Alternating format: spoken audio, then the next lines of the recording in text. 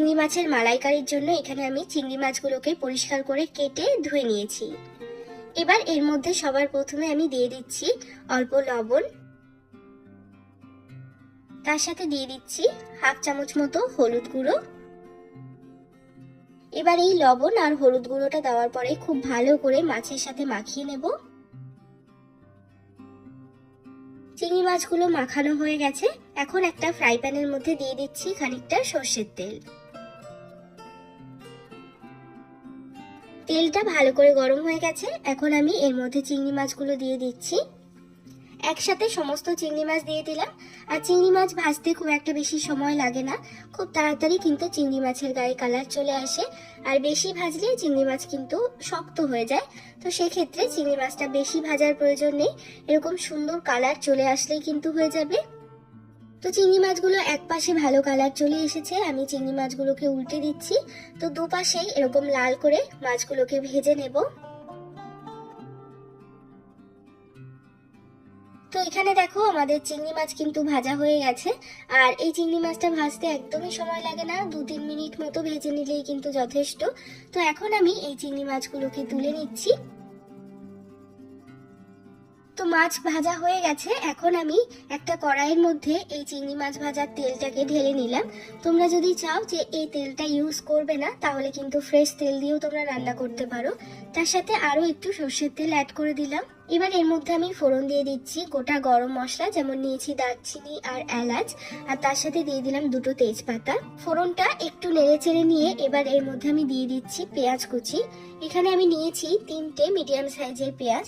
পেঁয়াজটাকে দেওয়ার পরে খুব ভালো করে পেঁয়াজটাকে ভেজে নিতে হবে। পেঁয়াজটা কিন্তু একদম গোল্ডেন ব্রাউন করে ভাজতে হবে। আর পেঁয়াজটা কিন্তু ভাজার সময় একটু খেয়াল রাখতে হবে যাতে পেঁয়াজটা পুড়ে না যায়। তো দেখো এখানে আমাদের পেঁয়াজ ভাজা হয়ে গেছে, আর পেঁয়াজটা কিন্তু একদম গোল্ডেন ব্রাউন করে ভাজতে হবে। তো পেঁয়াজ ভাজা হয়ে যাওয়ার পর এবার এর মধ্যে আমি অ্যাড করে দিচ্ছি আদা রসুন বাটা। এখানে আমি 1 টেবিল চামচ মতো আদা রসুন বাটা দিয়ে দিলাম। এবার এই আদা রসুনটা দেওয়ার পরেও 2-3 মিনিট মতো ভেজে নেব।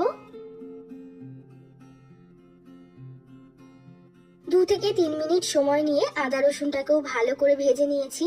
এখন এর মধ্যে আমি অ্যাড করে দিচ্ছি টমেটো বাটা। আমি এখানে একটা বেশ বড় সাইজের টমেটো মিক্সিতে বেটে নিয়েছি। টমেটো বাটাটা দিয়ে দিলাম। তার সাথে আমি দিয়ে দেব স্বাদ মতো লবণ, দিয়ে দিচ্ছি 1 চামচ পরিমাণ চিনি, হাফ চামচ দিয়ে দিচ্ছি হলুদ গুঁড়ো, হাফ চামচ কাশ্মীরি লঙ্কার গুঁড়ো, হাফ চামচ দিয়ে দিলাম জিরের গুঁড়ো, আর অল্প করে জল দিয়ে দেব যাতে মশলাটা কোনো রকম ভাবে পুড়ে না যায়। এবার খুব ভালো করে মশলাটাকে নাড়াচাড়া করে মিশিয়ে নিয়ে কিছুক্ষণের জন্য মশলাটাকে কষিয়ে নিতে হবে। তো এখানে দেখো আমাদের মশলাটা খুব ভালোভাবে কষে গেছে, আর মশলার থেকে চারিপাশে তেলও ছাড়তে শুরু করে দিয়েছে। তো এখন আমরা নারকেলের দুধের পরিবর্তে যেটা ব্যবহার করব সেটা রেডি করে নেব। তো এখানে দেখো একটা বাটির মধ্যে আমি নিয়ে নিয়েছি 1 কাপ গরম জল, আর তার সাথে আমি দিয়ে দিচ্ছি গুঁড়ো দুধ। এটা কিন্তু গুঁড়ো দুধ দিয়ে তৈরি করা, তবে খেলে কিন্তু কেউ বলবে না যে এটা নারকেলের দুধ দিয়ে বানানো না, এই মালাইকারিটা গুঁড়ো দুধ দিয়ে বানানো। এখানে আমি নিয়েছি 4 টেবিল চামচ গুঁড়ো দুধ। এবার এই গুঁড়ো দুধটাকে খুব ভালো করে মিশিয়ে নেব। তবে খেয়াল রাখতে হবে গুঁড়ো দুধের মধ্যে কোনো রকম লাম্পস যেন না থাকে, একদম সুন্দর করে এরকম কিন্তু দুধটাকে আমাদের তৈরি করে নিতে হবে। তো এখানে আমাদের দুধটা তৈরি হয়ে গেছে। এখন আমি এই দুধটা দিয়ে দেব মশলার মধ্যে, দিয়ে খুব ভালো করে নেড়েচেড়ে মিশিয়ে নেব।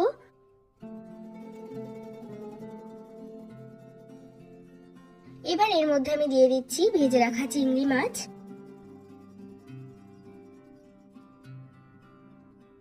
তার সাথে দিয়ে দিচ্ছি কয়েকটা কাঁচা লঙ্কা। ঢাকা লাগিয়ে 6-7 মিনিটের জন্য মিডিয়াম আঁচে রেখে দেব। 6-7 মিনিট পর এবার আমি ঢাকাটা সরিয়ে নিচ্ছি। তো দেখো তেলটাও একদম সুন্দরভাবে ছেড়ে দিয়েছে, আর চিংড়ি মাছের মালাইকারিও কিন্তু আমাদের অলমোস্ট রেডি।